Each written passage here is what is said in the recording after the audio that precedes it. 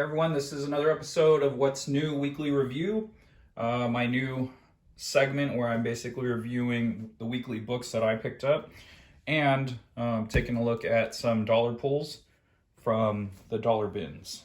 SoCal Comics has a great deal where you can get 12 issues for 10 bucks. So $1 each until you hit 12, and then you get 2 extra for free. So that's a pretty good deal. So now, you know what's funny is they've had that deal forever. It's on every single one of the boxes, and I've never paid attention to it until about a month ago. So now I take advantage of it whenever I can. So I checked out a bunch of things on my list. Every once in a while, I'll go after a couple of months, I'll see if they've added any new books to the books I pick up. So one of them is Die, Die, Die by Robert Kirkman and Chris Burnham. This one's pretty dinged up. So this is a newer book. I think they're on issue 13. So I was surprised that it was in there already. But because I think it was all banged up, they threw it in the dollar bin. So I like the story. So I'm not as concerned with the condition of the book. I do want it to be good if I can get it. Like this one specifically is pretty nice. Pretty immaculate book. This is issue number 12. Oh, well, so this is even earlier, or this is even newer. And this is actually in pretty solid condition. There's like one ding right here, but that's it. So it's pretty good. Low is a series. I love Rick Remender. He's one of my favorite writers. And I believe it's Greg Ticini. I can't remember his first name. I think it's Greg. So I actually dropped off of this book. For whatever reason, I think I wanted to read it in bulk. I think trying to remember everything that was going on in between issues was just a bit much for me. So I'm going back now and picking up issues that I can. So this is number 16. I think I have the first 12. Oh, well, apparently I grabbed 2 copies of issue 16. It had 2 different covers. Well, one of them was free because I hit the magic number 12. Here's number 25. And more stuff to fill out my runs. I've got Oblivion Song 21, 22, and 23. So this is also a newer title by Robert Kirkman, who is my other favorite writer. So I would say those 2 guys are my top writers. Besides my own writer, of course. Love you, Ed. You the man. And here's number 22. 23. And I was digging this story. I don't know what happened. I don't know how I fell off, but I got behind, and then, I don't know. I should add it to my list, really. And so Paper Girl, I got a crazy good deal while the Paper Girls run was going on or ending, and I got the first 9 issues for, I think, like 12 bucks. So it was crazy, and they were in excellent condition. So I decided to pick up some issues of that, try to fill out the run. So it's 27, here's 30. Great colors on this book, and the art, of course, is amazing, by Cliff Chang and then Brian K. Vaughan, another amazing writer who I enjoy. Mark Russell and Steve Burnham on this book. Wonder Twins. I got the first 10 issues off of eBay at a pretty good deal. And so I only needed 11 and 12. It's a 12-issue series. So found 11 in there. It's super duper banged up, but I enjoy the writing and the characters on it, so it wasn't that big of a deal. You can consider that my other free book. These 2 right here, okay, I was just filling out a run. SoCal has a back issue section that's not a dollar bin, so I needed Farmhand. I had the first 2, and for whatever reason I dropped off. But I'm going to be putting it back on my list and continuing that book. I enjoy it. If you like Chew, you will more than likely like Farmhand. Same artist, and Rob Guillory is actually the writer on this book. Okay, so for my weekly pulls, we have a few new ones. So Sea of Stars, I actually got this not at it's one of my local comic shops, Now or Never, in downtown San Diego. And they didn't have issue 1 at SoCal. So I was over there looking at their back issue bins to see if they had anything that SoCal didn't. and I saw that they had the first printing in issue 1 of Sea of Stars, so I grabbed that. It's an Image #1, Image Comics, and I grabbed #2 as well while I was there. I read the first issue. I haven't read the second issue yet. The first one's really interesting. It is essentially a dad and his son. He is essentially he's kind of like a junker. Like he goes and he picks up stuff. Maybe like a, I don't know, or equivalent to a big rig driver, I guess. That was more accurate. So in the first issue, they're hauling stuff across space to bring it back to Earth, I'd imagine.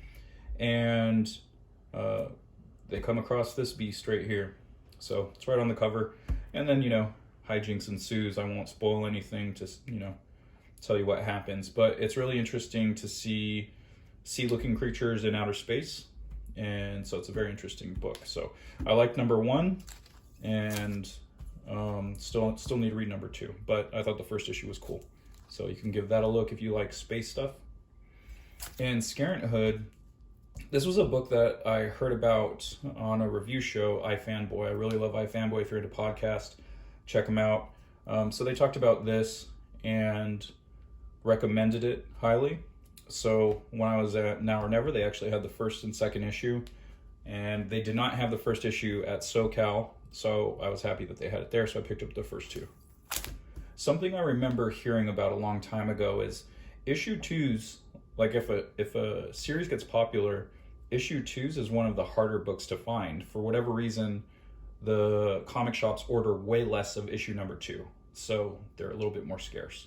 So I always pick up the first 2.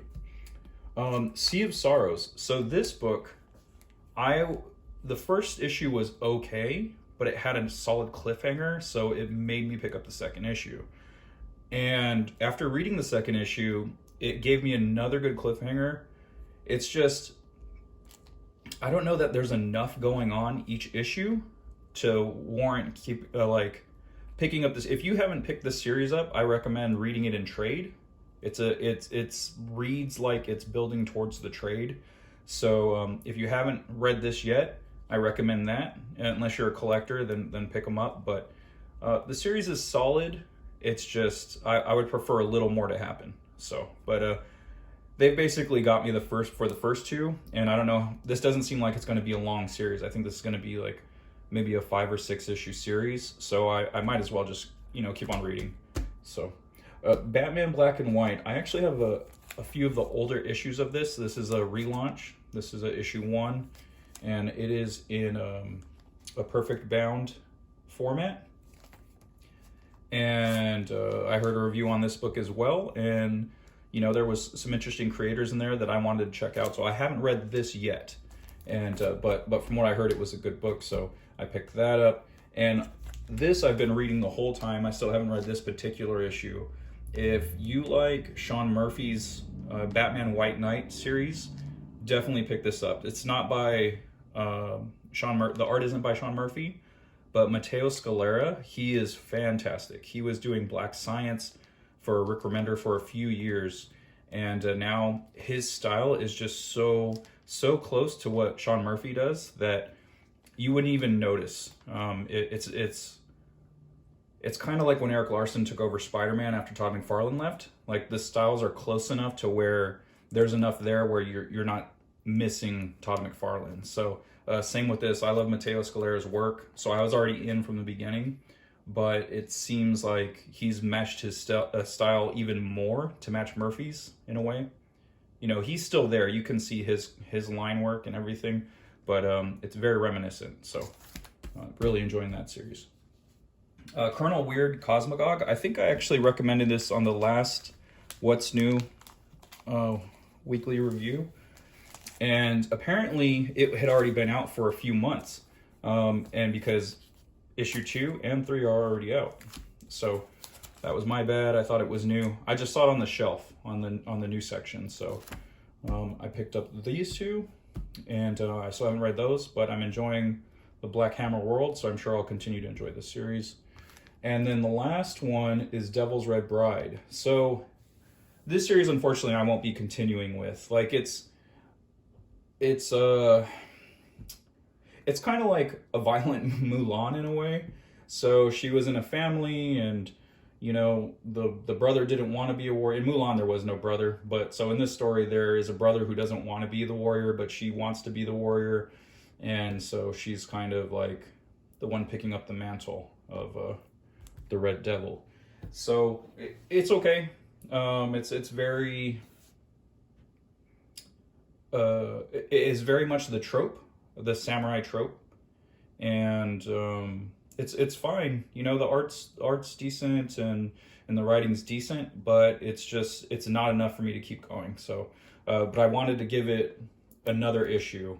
So the first issue I did pick up, and I was just like so on it even then, and then so I was like, let me pick up the second one to give it a fair shake. So unfortunately, I won't be continuing with it. It might be worth checking out in trade, but you know, if you guys are reading it, enjoying it, very cool. I'm glad you are. And even the owner of Now or Never, he said a lot of people recommended this title to him. So there are people out there that are really enjoying it. So right on. And of course, I want to plug my book, Wonders of Melisanda. This is one of the 2 books I do.